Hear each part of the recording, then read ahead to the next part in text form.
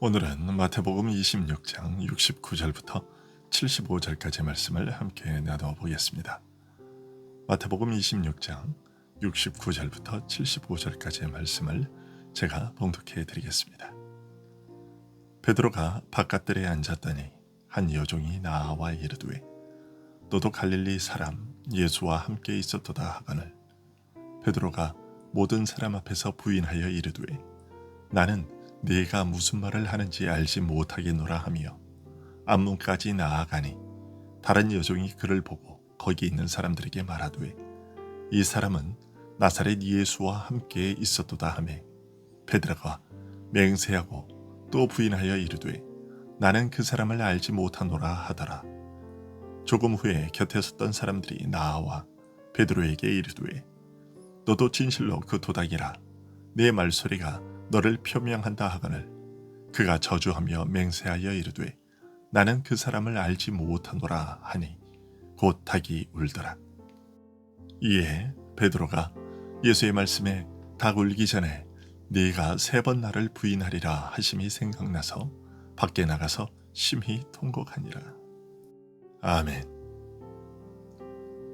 예수님께서 붙잡혀 끌려갈 때에 베드로는 멀찍이 들키지 않게 줄을 쫓아 산헤드린이 모인 대제사장의 관저에까지 따라 들어갔습니다. 다른 사람은 다 버릴지라도 나는 줄을 버리지 않을 것이며 죽는 데까지 따르겠습니다 라고 말할 만큼 예수님에 대한 믿음과 사랑이 깊었던 베드로는 차마 선생을 완전히 버리고 떠나지 못했습니다. 하지만 베드로에게는 주님을 떠날 수 없는 더 절박한 이유가 있었습니다. 이제 와서 예수님을 버리고 도망한다는 것은 지금까지 그가 예수님께 걸었던 모든 것을 버리는 것일 수밖에 없었기 때문이었습니다. 베드로는 단순히 예수님에 대한 의리를 지키기 위해서만이 아니라 예수님께 걸었던 기대를 버릴 수 없었기 때문에 일의 결국을 보고자 여기까지 따라온 것입니다. 분명한 결말과 결론을 확인하기 전에는 그가 지금까지 믿고 소망해왔던 것들을 포기할 수 없었던 것이죠. 그래서 요한의 도움을 빌려 산헤드린이 모인 대제사장 관저의 뜰 안에까지 들어간 것이었습니다. 하지만 신분을 속이고 하인들 사이에 앉아 불을 쬐는 베드로의 심정은 매우 혼란스럽고 복잡했을 것입니다. 베드로는 산헤드린에서 진행되는 재판 과정을 가까운 곳에서 지켜보았습니다. 거짓 증인들이 나서서 자기들 마음대로 왜곡하여 고소하는 것에 대해 일체 입을 열지 않고 침묵하시는 예수님을 지켜보면서 한편으로는 저들의 악의로 진실을 왜곡하는 것에 분노했을 것입니다. 그리고 또 다른 한편으로는 지금까지 수없이 그를 시험한 자들을 말씀으로 침묵하게 하셨던 모습과는 다른 예수님의 모습을 보면서 내가 믿고 따랐던 예수님께서 이렇게 무력하신 분이었던가 하는 생각을 가졌을지도 모릅니다.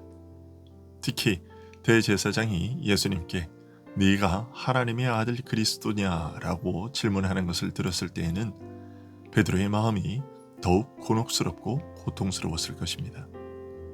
왜냐하면 바로 얼마 전에 가이사랴 빌립보에서 예수님께서 너희는 나를 누구라 생각하느냐고 질문하셨을 때 베드로 자신이 한 고백이 주는 그리스도시요 살아계신 하나님의 아들이십니다 였기 때문이었습니다. 비록 지금 대제사장의 하인들 틈에 숨어 숨죽인 채 예수님의 재판 과정을 보고 있기는 하지만 베드로는 자신이 고백했던 그 내용, 즉 예수님이 그리스도이시며 하나님의 아들이시라는 사실만큼은 변함없는 사실이요 진리로 믿고 있었습니다. 그런데 예수님께서 대제사장의 질문에 그렇다라고 대답하시자 대제사장이 옷을 찢으며 참람한 일이라고 선언하고 또한 모든 산헤드린 공회원들도 이구동성으로 이것은 사역에 해당하는 죄라고 판결하는 것을 보고서는 이해할 수 없었습니다. 대제사장과 산헤드린 공회원들이 어떻게 예수님이 하나님의 아들이시라는 사실을 믿지 못하고 부인하며 예수님을 거짓 선지자로 취급하는 것인지 이해할 수 없었습니다.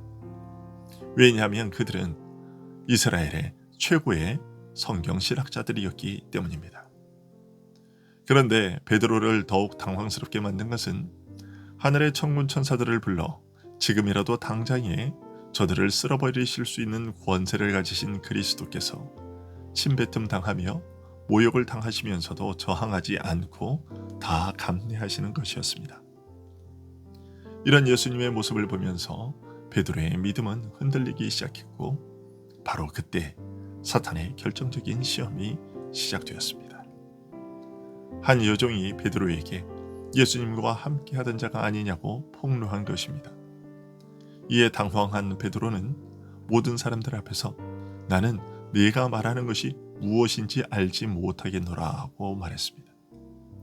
우회적으로 말한 것이지만 결국 나는 예수님과 상관이 없다라고 부인한 것이죠.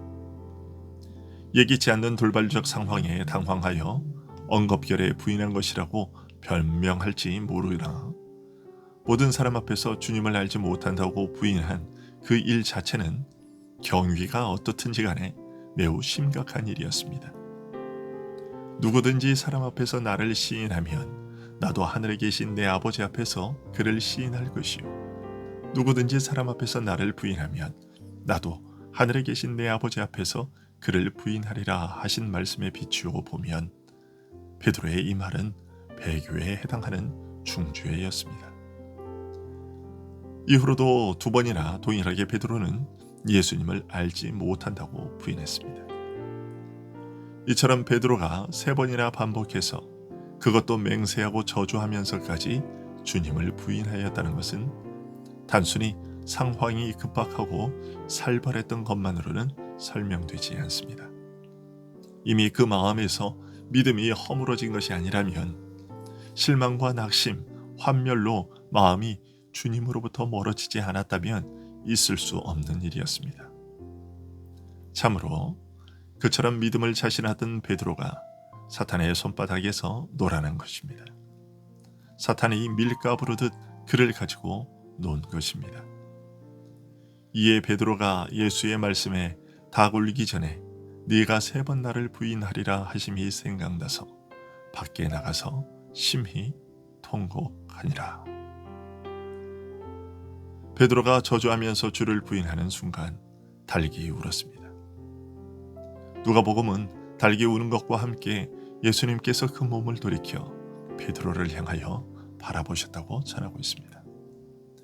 예수님께서 어떤 눈빛으로 베드로를 보셨는지는 모르겠지만 베드로는 이에 주님께서 3번 닭 울리기 전에 네가 나를 부인할 것이라 하셨던 주님의 말씀이 생각났습니다.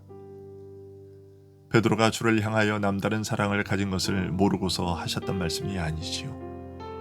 다만 그의 연약함을 아시고 타이르시고 일깨우시기 위해 하신 말씀이었습니다.